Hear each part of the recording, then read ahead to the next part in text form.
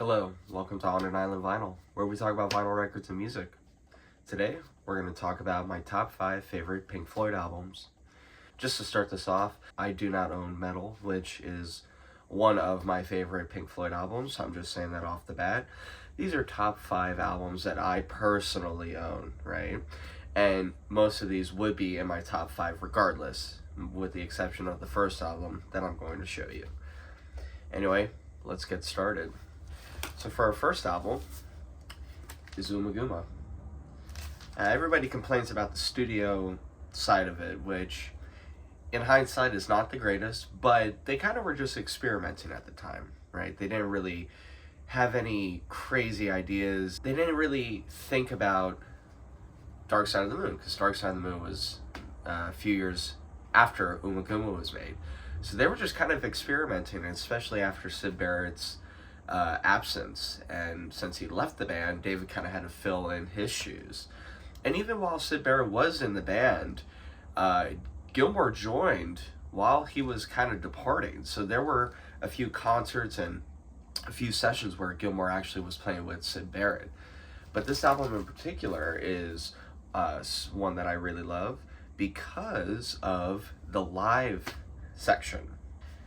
You have 4 songs off of the earlier Pink Floyd albums. You have Set the Controls for the Heart of the Sun, Astronomy Domine, A Sauce Full of Secrets, and the other one is Careful with That Axe, Eugene. Those 4 songs are fantastic. I am telling you, straight up, they make the album worth listening to. Even with the studio songs, I personally like a few of them. The Farm Animals one, where it's just a bunch of noise, that's very avant-garde, very early Pink Floyd-esque, but I still think that Umaguma still stands out as a very strong Pink Floyd album. So number 5, Umaguma. For number 4, we have an album that was right in between Metal and Dark Side of the Moon, and that is Obscured by Clouds. This album is definitely worth listening to. I love the title track, Obscured by Clouds. It's just very heavy guitar, David Gilmour just rocking it out. And then as you listen to the album, the songs are pretty short. So on each side, there's about 5 to 6 songs. And it's a really good, just chill listen through, You don't have a 20-minute, 25-minute song like Echoes that you need to really sit down and listen to. You can put this album on and really just kind of vibe with it. It's not too heavy, it's not too light, it's kind of just right in the middle. Not to say that there aren't heavy guitar sounds and really good bass and synth work, but this is kind of just like a transitional Pink Floyd album into Dark Side of the Moon.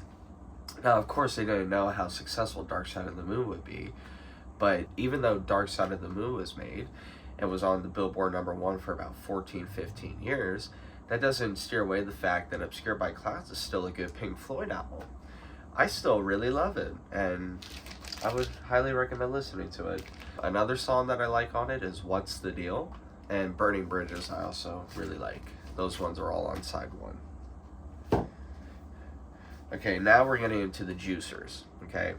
Metal would be in my top 3, and another honorable mention would be Animals. I love Animals, but I do not have those 2.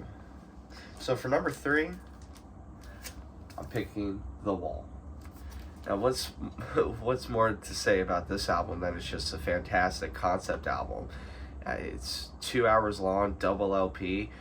90% of the songs are amazing. There's a few filler, transition kind of songs, especially towards the later second half of the album, that I just, don't really vibe to, but that doesn't mean that you guys don't.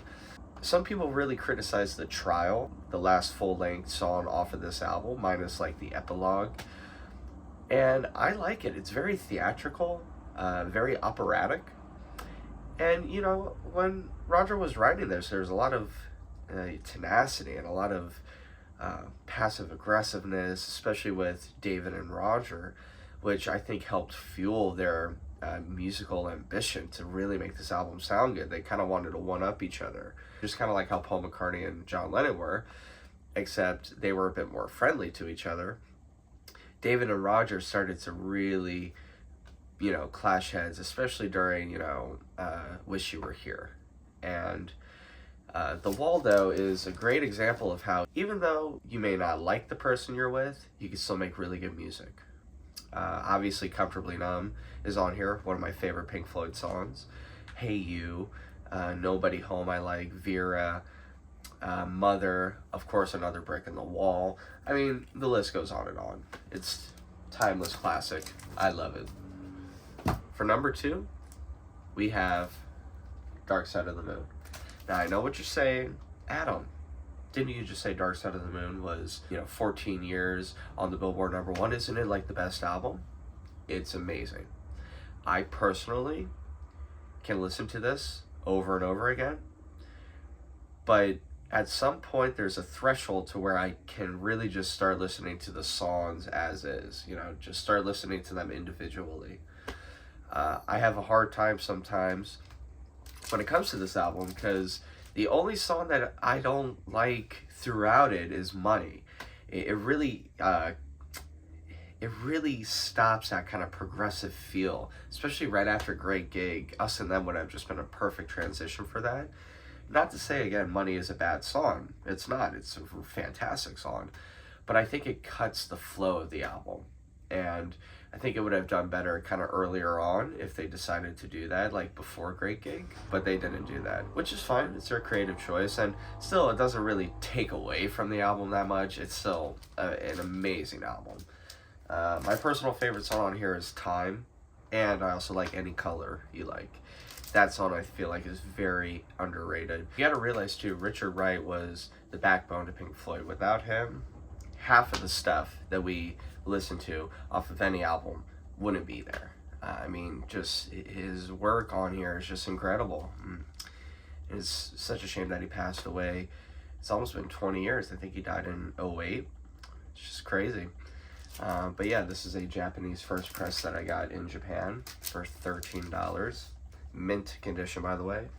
I got to play that on my stereo system and it sounds incredible. For my #1 favorite Pink Floyd album, regardless of if I had metal or animals, still doesn't matter, it is Wish You Were Here. This album is amazing. I cannot stress it enough. I can listen to this over and over again and never get tired of it. I don't care how many times I play it. Every song is perfect. 10 out of 10. You got Shine On You Crazy Diamond, parts 1 through 6. Transitions into Welcome to the Machine, which, fun fact, does not have any drums on that song. Nick Mason plays timpani and cymbals. No drums at all. And it's still a burnin', rockin' song. Very rhythmic heavy too, with the synth work from Richard Wright. And you don't really have to think about the drums, because when music fills space, you're kind of able to tune critiques out, like, oh, is there a snare drum or a bass drum playing? You just feel the music, right? And then you flip the record over and it starts off with Have a Cigar, which is sung by a different vocalist. Roger Waters couldn't sing it at the time, so they hired another vocalist to sing for them. And I think it fits the album great. Roger later has regrets about doing it, but honestly, I would prefer him not to be singing on that song, because he sings on Shine On You Crazy Diamond, and I think parts of Welcome to the Machine, and Wish You Were Here. But again, these critiques are very minimal, because I still feel like that the whole album as a whole is just amazing.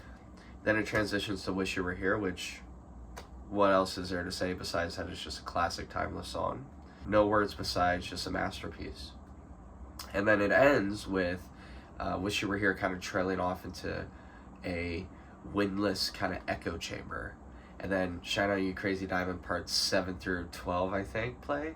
And it is a perfect ending to an album. It starts off just with a do do do do do do do do do do do do do do do do do do do. It like makes you feel something. It's in 6/8, so you have 1 2 3 4 5 6 1 2 3 4 5 6, and your body starts moving with it. And you're like, whoa, what's going on? Okay. And I just, again, cannot stress enough how perfect this album is. And throughout that 5th song, Shine On You Crazy Diamond parts 7 through 12, It goes from highs to lows, then down, and it takes you on a journey for the past, I think, 12 or 15 minutes that song is. And the ending of the album is just Rick Wright playing synths, very quiet, mellow synths, and the album trails off into nothingness. And I think it's a perfect summary of Wish You Were Here, because it was about Syd Barrett, because Syd Barrett came into the studio when they were making this album, and that's where Roger got the idea for Shine On You Crazy Diamond and Wish You Were Here. And it kind of just fueled the spark that they needed, especially after Dark Side of the Moon. I mean, Pink Floyd was like grasping at straws. They were trying to figure out what to do. And, I mean, you go on this highs of highs of highs, and then the people expect, okay, the next album has to be better or as good. And I'll tell you, it's better, in my opinion. This is On an Island Vinyl. Please like and subscribe, and peace.